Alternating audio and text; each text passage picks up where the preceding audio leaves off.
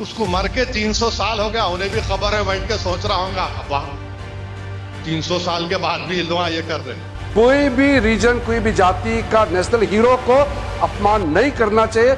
और यह जो संपूर्ण हिंदी ठगबंधन है, ये इस हिंदी ठगबंधन की मानसिकता को द्योतक करता है। तो मुसलमान तो बाबर की औलाद हैं और तुम गद्दार राणा सांगा की औलाद हो। उत्तर प्रदेश में राणा सांगा विवाद पर राजनीति थमने का नाम नहीं ले रही। राणा सांगा पर बयान देने के बाद बुधवार को प्रदेश के आगरा में सपा के राज्यसभा सांसद रामजी लाल सुमन के आवास पर जमकर हंगामा हुआ। इसके बाद ये मुद्दा संसद में भी गूंजा। अब इस मुद्दे पर AIMIM के चीफ असदुद्दीन ओवैसी ने बड़ा बयान दिया है। ओवैसी ने कहा कि राणा सांगा और इब्राहिम लोदी के भाई ने बाबर को बुलाया था। ओवैसी के इस बयान पर राजनीति और बवंडर खड़ा कर रही है। ओवैसी ने ये बयान बीते दिन हैदराबाद के कार्यक्रम के दौरान दिया। ओवैसी की पार्टी AIMIM ने अपने अधिकृत हैंडल पर इसे साझा किया, जिसमें वो कह रहे हैं बाबर को कौन बुलाया, दुनिया जानती है। ओवैसी कह रहे हैं बाबर को इब्राहिम लोदी के भाई और राणा सांगा मिलकर बुलाए थे।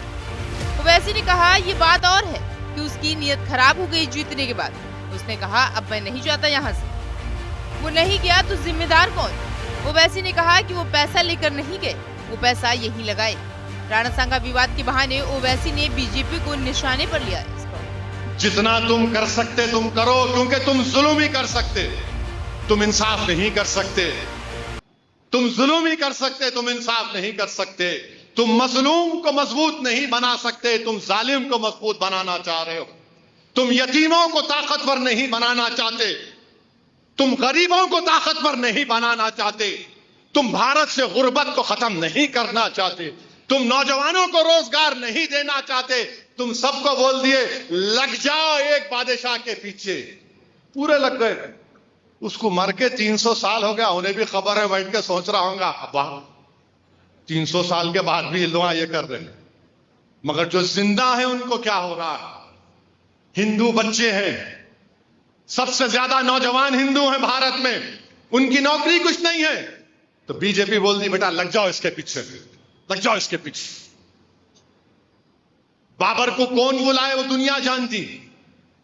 बाबर को बुलाने वाले हम नहीं बुलाए, बाबर को कोई और बुलाए थे। इब्राहिम लोदी का भाई और राणा सांगा मिलके बुलाए। अब ये और बात है बाबर की नीयत खराब हो गई जीतने के बाद, मैं नहीं जाता हूं यहां से। अब उन्हें नहीं गया तो मैं जिम्मेदार। अच्छा ये पूरे लुटेरे हैं, सुना मैं, हुमायूं लुटेरा, सब उनके लुटेरे। इनकी अम्मा कौन थी फिर? इन्हों पैसा लेके नहीं गए, पैसा यहीं पर लगाए। नहीं उसको तोड़ दो, उसको तोड़ दो, उसको तोड़ दो, फुला तोड़ दो। जिसके बाद से ही राजनीति गरमाई हुई है। संसद की बात हो, करणी सेना की बात हो या कहीं पर प्रदर्शन की बात हो, पूरे देश की राजनीति रुकने का नाम नहीं ले रही। और जहां एक तरफ बयान देने के बाद सांसद रामजी लाल सुमन की माफी की बात की जा रही है और कहा जा रहा है कि उन्होंने हिंदुओं और राणा सांगा का अपमान किया, जिससे उनको माफी मांग लेनी चाहिए, तो वहीं दूसरी तरफ सांसद सुमन की तरफ से कहा जा रहा है कि मैं इस जन्म में तो माफी नहीं मांगूंगा, अगले जन्म का मुझे पता नहीं। कुल मिलाकर इस मुद्दे को लेकर पक्ष और विपक्ष दोनों आमने सामने हैं। जो माननीय रामलाल सुमन जी ने कहा है, रामजी लाल सुमन जी ने कहा है, वो इतना निंदनीय है, इतना बेशर्मी का वाक्य है, इतना ज्यादा घोर उन्होंने अपमान किया है देश के वीरों का। और उसके ऊपर जब अमर्यादित जो उन्होंने वाक्य कहा है, वो पहली बात कहना ही गलत था, पर जैसा आपने ठीक कहा उसके बाद उसको दोहराना, to assert it second time over, to say on television so that the whole world sees it। देश नहीं पूरी दुनिया देख रही है। आज हमारा सदन हो, हमारा पब्लिक डिस्कोर्स हो, पूरी दुनिया में उसकी गूंज उठती है। फिर कहना कि ऐसे वीरों के लिए मैं फिर ऐसे ही शब्द इस्तेमाल करूंगा, फिर इसी प्रकार से देश को बांटने की बात करूंगा, लोगों के ऊपर जो उनकी आस्था है उसके ऊपर ठोस घाव पहुंचाऊंगा, वो डबल वहमी है, डबल निंदनीय है। जो बातें रखी है हम उसका स्वागत करते हैं। और इस देश में जो भी पैट्रियट्स हैं, देश के लिए लड़े हैं, उनका मैं सम्मान करता हूं, लेकिन इसका मतलब ये नहीं है कि कानून अपने हाथ में लेकर अगर कोई किसी के घर पे जाकर तोड़फोड़ करता है, ये और तोड़फोड़ करता है, अगर उसकी संपत्ति को तोड़ता है, ये कभी हम नहीं मानेंगे। इसको मैं खंडन करता हूं। इस चीज को आपके बात से सहमत है, लेकिन इन्होंने वो मुद्दा उठाकर एक पे जान मारने की कोशिश करते हैं, उसके घर पे जाते हैं और उसकी गाड़ी तोड़ते हैं, घर तोड़ते हैं। ये अपमानजनक जो दलितों के खिलाफ हो रहा, ये कभी नहीं सहन करेंगे। माननीय सांसद रामजीलाल सुमन ने जो उस दिन कहा था, अगर उन्होंने महसूस कर लिया होता कि गलती से कह दिया या भाषण देने के आवेश में उनके मुंह से निकल गया, और उन्होंने सदन के भीतर या सदन के बाहर भी अगर ये स्पष्टीकरण दिया होता कि मैं ऐसा नहीं कहना चाहता था, और कह दिया होता कि मैंने जो कुछ कहा मैं उसके लिए शर्मिंदगी महसूस करता हूं और पूरे देश से माफ़ी मांगता हूं, तो ये बातें उसी।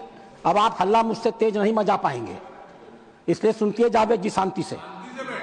मैं मचाऊंगा तो डिस्टर्ब हो जाइएगा जी। तो बातें उसी दिन खत्म हो गई होती हैं। आश्चर्य की बात है, माननीय सांसद जी का बयान आया, मैं मरते मरते मर जाऊंगा लेकिन मैं अपनी बात वापस नहीं लूंगा। जब तक जीवित रहूंगा तब तक मैं इस बात को वापस नहीं लूंगा। यह बताता है कि जो कुछ उन्होंने कहा था सोच समझ के कहा था, होशो हवास में कहा था, नियोजित तरीके से कहा था, और यह जो संपूर्ण इंडी ठगबंधन है, ये इस इंडी ठगबंधन की मानसिकता को द्योतक करता है। अध्यक्ष महोदय,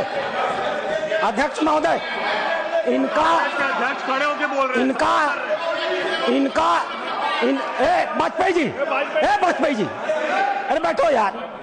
अध्यक्ष महोदय, एक बार एक सदस्य के कहनामे को तो छोड़ा जा सकता था, लेकिन माननीय नेता प्रतिपक्ष ने कांग्रेस का राष्ट्रीय अध्यक्ष होते हुए आज इस सदन में जो कुछ भी कहा है वो अक्षम्य है। वो अपराधियों को पूरी तरह संरक्षण देने का काम करता है। उन्होंने सपोर्ट कर रहे हैं उनको, उन्होंने राणा सांगा को जानबूझ करके दलित समाज से जोड़ करके दलित का मुद्दा उठा करके राणा सांगा को दोबारा अपमानित किया है और इस मामले का राजनीतिकरण किया है। पिछले दिनों राणा सांगा विवाद तब शुरू हुआ जब सपा के राज्यसभा सांसद ने कहा कि बाबर को भारत में लाने की बात ऊपर थी। राज्यसभा में अपने भाषण के दौरान राजपूत राजा राणा सांगा को गद्दार बता दिया। उनके इस बयान को लेकर तुरंत संसद के भीतर से लेकर बाहर तक विरोध प्रदर्शन शुरू हो गया। बीजेपी ने रामजीलाल सुमन के बयान को न सिर्फ राजपूतों बल्कि पूरे हिंदू समुदाय के लिए अपमान बता दिया। इतिहास में राणा सांगा को पराक्रमी बताया गया है। ऐसे में इस पूरे मामले ने विवाद का रूप ले लिया। एक तो बीजेपी के लोगों का तकिया कलाम हो गया है सभापति महोदय कि मुसलमान इनमें बाबर का डीएनए है। उप सभापति महोदय, मैं जानना चाहूंगा कि बाबर का डीएनए मुसलमान में है। हिंदुस्तान का मुसलमान तो बाबर को अपना आदर्श मानता नहीं है, वो तो मोहम्मद साहब को अपना आदर्श मानता है, सूफी संतों की परंपरा को अपना आदर्श मानता है। लेकिन सभापति महोदय, मैं जानना चाहूंगा कि बाबर को लाया कौन? बाबर को इब्राहिम लोदी को हराने के लिए राणा सांगा लाया था। तो मुसलमान तो बाबर की औलाद हैं और तुम गद्दार राणा सांगा की औलाद हो। कुल मिलाकर एक के बाद एक राजनीतिक लोगों की एंट्री होती जा रही है। कोई माफी मांगने की बात कर रहा है तो कोई ये कह रहा है कि माफी तो नहीं मांगूंगा, कोई कह रहा है कि ये सब सोच समझकर बोला जा रहा है, तो कोई फिर इसी बात को दोहरा रहा है कि बाबर को बुलाया किसने था। मुद्दा गर्म है, आगे ये किस तरफ मोड़ लेता है इस पर हमारी नजर रहेगी। फिलहाल इसमें इतना ही और ऐसी तमाम खबरों को देखने के लिए आप देखते रहिए जनतंत्र टीवी। उसको मर के 300 साल हो गया, उन्हें भी खबर है, बैठ के सोच रहा होगा वाह 300 साल के बाद भी हिंदुआ ये कर रहे हैं। कोई भी रीजन, कोई भी जाति का नेशनल हीरो को अपमान नहीं करना चाहिए।